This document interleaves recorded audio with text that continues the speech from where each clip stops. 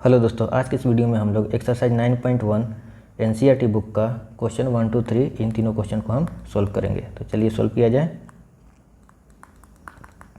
First number question क्या कर रहा है, a circus artist is climbing a 20 metre long rope which is tightly stretched and tied from a top of a vertical pole to the ground. तो सबसे पहले इसका हम figure बनाएंगे। यहाँ पे आप देख रहे हैं कि ये फिगर ऑलरेडी है। ये इसलिए हमने ले लिया क्योंकि यहाँ पे क्वेश्चन में मेंशन था, नहीं तो आपको खुद से फिगर ड्रा करना होगा। चलिए ड्रा करते हैं। ये एक वर्टिकल पोल है, ठीक है। अब ग्राउंड पे किसी पॉइंट से एक रस्सी को पोल के टॉप पे अटैच कर दिया गया, टाइटली बांध दिया गया है, ठीक है।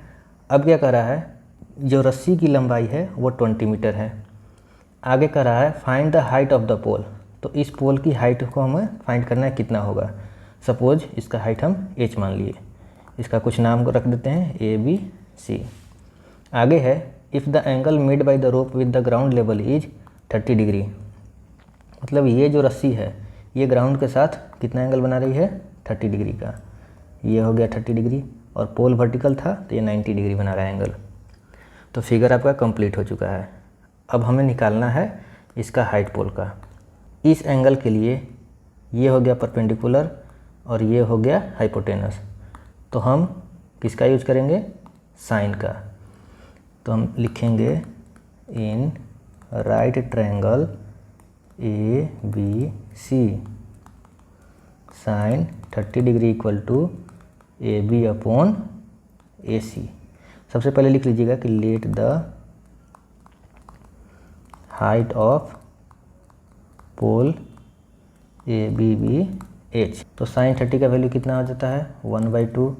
AB H माने थे हम और AC कितना दिया हुआ है 20। क्रॉस मल्टीप्लाई कर दीजिए, 20 इक्वल टू 2H। 2 से कट गया 10 बार में, तो H का वैल्यू क्या आ गया 10 मीटर। तो इससे क्या पता चला कि ये जो पोल था इसका हाइट कितना है 10 मीटर है। चलिए अब नेक्स्ट क्वेश्चन देखते हैं, इसे सोल्व किया जाए। क्वेश्चन क्या कह रहा है, a tree breaks due to a storm. तो सबसे पहले हम एक ट्री ड्रा कर लेते हैं। तो चलिए ड्रा करते हैं।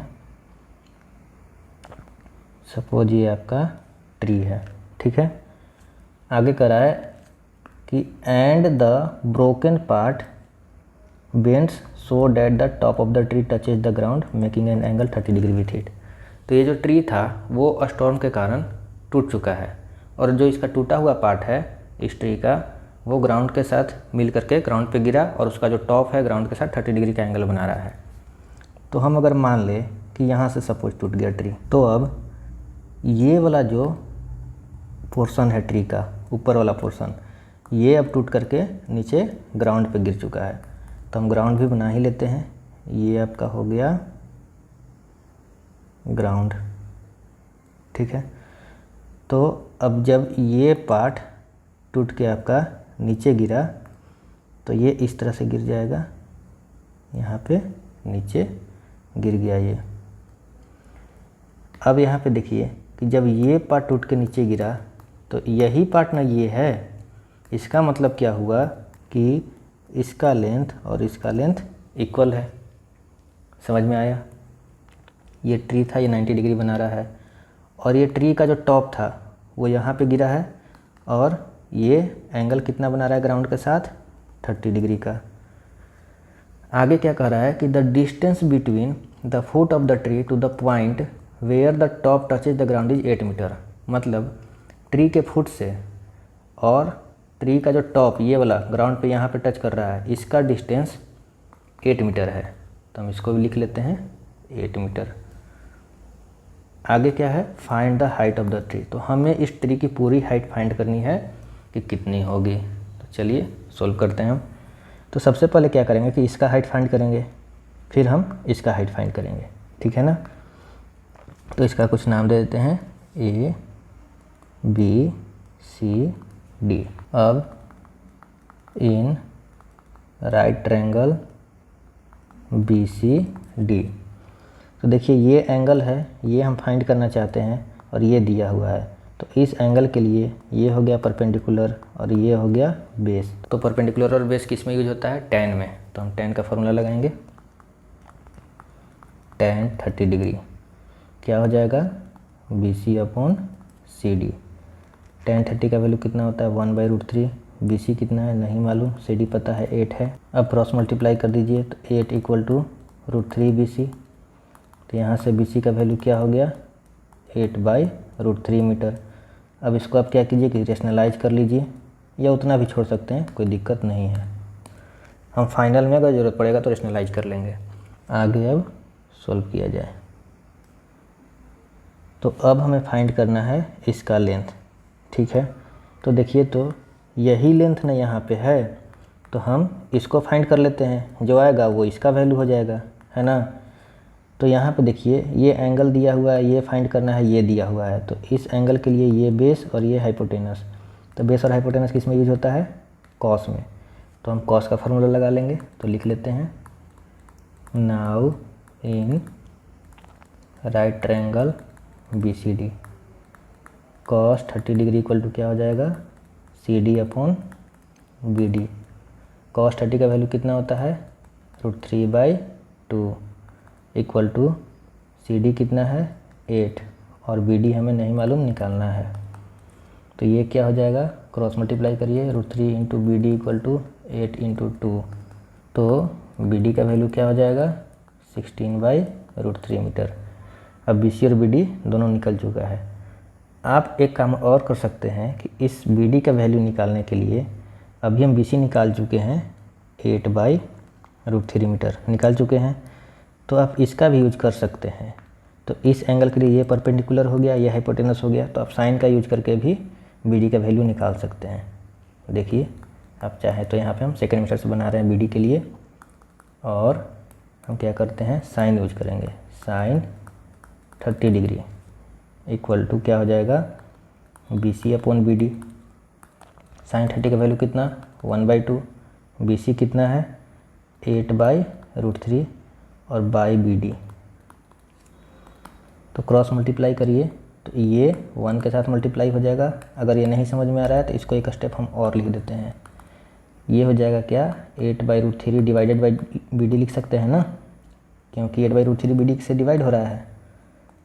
1/2 इक्वल टू 8/√3 इंटू 1/BD हो गया। ये क्या हो जाएगा 1/2 इक्वल टू 8/√3 BD। अब क्रॉस मल्टीप्लाई करिए √3 BD इक्वल टू 8 × 2 डायरेक्ट 16 लिख रहे हैं। तो BD का वैल्यू क्या आ गया 16/√3 मीटर। अब देखिए यहाँ भी वही वैल्यू आया था, यहाँ भी वही वैल्यू आया था। तो या तो आप ऐसे कॉस का यूज करके बना लीजिए या फिर आप साइन का यूज करके बना लीजिए। अब BC और BD दोनों का वैल्यू निकल चुका है। हमें क्या निकालना है हाइट ऑफ द ट्री। तो निकालते हैं, इसलिए हाइट ऑफ द ट्री क्या हो जाएगा BC प्लस AB, और AB जो है BD के इक्वल है। तो BC का वैल्यू कितना था BC का वैल्यू है 8/√3 और BD कितना है 16/√3 मीटर। LCM ले लीजिए √3 कितना हो जाएगा 8 + 16 मीटर। ये हो जाएगा 24/√3 मीटर, और 24 जो है √3 से कटेगा 8 √3 बार में। कैसे कटेगा चलिए हम नेक्स्ट पेज में देखते हैं इसको। ये हो गया है कितना 24/√3 मीटर। अब इसको सोल्व करते हैं। 24/√3 मीटर है ना, इसको आप लिख सकते हैं इस तरह से। दो काम कर सकते हैं। फर्स्ट में आप क्या कर सकते हैं कि 24 को आप तोड़ लीजिए। इसको हम कर दिए क्या 8 × 3/√3 हो गया। अब 3 को भी हम तोड़ लिए, √3 × √3 इक्वल टू 3 होता है। अब ये कट गया, क्या आ गया 8√3 मीटर। या फिर आप क्या कर सकते हैं दूसरे तरीके में कि 24/√3 मीटर है ना, आप रेशनलाइज कर दीजिए डिनोमिनेटर को, √3 से ऊपर नीचे मल्टीप्लाई हो जाएगा। तो ये हो गया 24√3/3, 8 बार में कट गया 8√3 मीटर। तो ये आप ऐसे बना लीजिए या ऐसे, दोनों से सॉल्यूशन आंसर आपका सेम ही आएगा। तो यहाँ से आपका निकल गया हाइट ऑफ ट्री। लिख सकते हैं कि therefore height of tree equal to 8√3 metre. समझ गए। अब चलते हैं हम लोग नेक्स्ट क्वेश्चन में। चलिए इसको सॉल्व किया जाए। क्वेश्चन क्या कह रहा है, a contractor plans to install 2 slides for the children to play in a park. एक कॉन्ट्रैक्टर जो है वो 2 स्लाइड जिस फिसलते हैं पार्क में, for the children below the age of 5 years she prefers to have a slide whose top is at a height of 1.5 metre and is inclined at an angle of 30 degree to the ground. इसका मतलब क्या हुआ? इसका मतलब हुआ कि first जो slide था इसका हाइट 1.5 मीटर ऊंचा था, 1.5 मीटर, और ग्राउंड के साथ एंगल बना रहा था कितना, 30 डिग्री का। तो ये बना दिया, ये स्लाइड हो गया, ये जो भी ड्रा कर रहे हैं ये स्लाइड हो गया, इंक्लाइंड जो है ये आपका स्लाइड है, ठीक है। और ये ग्राउंड के साथ कितना बना रहा है एंगल, 30 डिग्री का, ठीक है जी। इतना आप समझ गए। ये तो हो गया 5 साल से कम के बच्चों के लिए। आगे क्या कह रहा है, whereas for elder children she wants to have a steep slide, मतलब तीखा स्लोप है एकदम, at a height of 3 metre and inclined at an angle of 60 degree to the ground. तो जब एंगल 60 डिग्री है तो स्लोप तीखा होगा ही, सीधी चढ़ाई होगा, है ना। जैसे जैसे एंगल 90 के नज़दीक पहुँचेगा उतना तीखा होगा स्लोप। तो चलिए इसको हम बनाते हैं। इस बार इसका हाइट कर दिया है 3 मीटर। ये चलिए जी इसको हम मान लिए ये 3 मीटर लेंथ है, और ग्राउंड के साथ एंगल कितना बना रहा है, 60 डिग्री। तो ये आपका एंगल हो गया 60 डिग्री, ये एंगल। तो देखिए तो 30 था, 30 थोड़ा कम एंगल होता है, छोटा एंगल होता है तो कम तीखा होगा, ये चढ़ने में आसानी होगा और ये थोड़ा चढ़ने में आपको डिफ़िकल्टी होगा। तो ये स्टीप स्लाइड हो गया आपका। इतना तो आप समझ रहे होंगे, ठीक है। तो करना क्या है हमें, what should be the length of the slide in each case. तो मतलब इस केस में भी स्लाइड का लेंथ क्या है और इस केस में भी स्लाइड का लेंथ क्या है, हमें फाइंड करना है। तो हम इसका कुछ नाम रख देते हैं, इसको कर दिए ए बी सी और इसका कर दिए हम पी क्यू आर। तो चलिए अब सोल्व किया जाए। In right triangle A B C, हमें ए सी का लेंथ फाइंड करना है। तो ये एंगल के लिए ये हो गया परपेंडिकुलर और ये हो गया हाइपोटेनस। तो क्या यूज होगा, साइन का। तो साइन 30 डिग्री इक्वल टू क्या हो जाएगा, ए बी अपॉन ए सी। और साइन 30 का वैल्यू कितना, 1/2, ए बी है 1.5, ए सी नहीं मालूम, क्रॉस मल्टीप्लाई करिए, ए सी का वैल्यू क्या आ जाएगा, 3 मीटर। तो फर्स्ट केस में क्या है कि स्लाइड इसका लेंथ 3 मीटर है, ये 3 मीटर लंबा है, ठीक है। अब आते हैं सेकंड में। तो इन right triangle P R Q, ये आपका 90 डिग्री एंगल है, क्या हो जाएगा, ये एंगल है, ये दिया हुआ है तो ये परपेंडिकुलर हो जाएगा एंगल, इस एंगल के लिए, और ये फाइंड करना है तो ये हाइपोटेनस, फिर से हो जाएगा आपका साइन का यूज। तो लिखते हैं साइन 60 डिग्री इक्वल टू हो जाएगा P R upon P Q. Sine 60 का वैल्यू कितना, √3/2 इक्वल टू पी आर का वैल्यू कितना, 3, और पी क्यू नहीं मालूम, क्रॉस मल्टीप्लाई कीजिए, 3 × 2, तो पी क्यू का वैल्यू कितना आ गया, 6/√3। आप इसको काट सकते हैं, ये 3√2 मीटर हो जाएगा। कैसे होगा, पिछले क्वेश्चन में मैंने बताया था, आप दोनों तरह से कर सकते हैं, या तो आप इसको रेशनलाइज कर दीजिए। चलिए रेशनलाइज ही कर लेते हैं, और नहीं तो 6 को तोड़ करके आप वैल्यू फाइंड कर सकते हैं।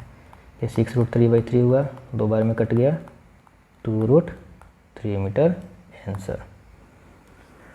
तो इस केस में इसका लेंथ हो गया 3 मीटर का और इसका लेंथ हो गया 2√3 मीटर का। तो आई होप आपको ये क्वेश्चन समझने में कोई दिक्कत नहीं होगा, आप लोग आसानी से तीनों क्वेश्चन को समझ गए होंगे। तो हम मिलते हैं अब नेक्स्ट वीडियो में आगे के क्वेश्चन के साथ। तब तक आप लोग मैथ प्रैक्टिस करते रहिए। धन्यवाद।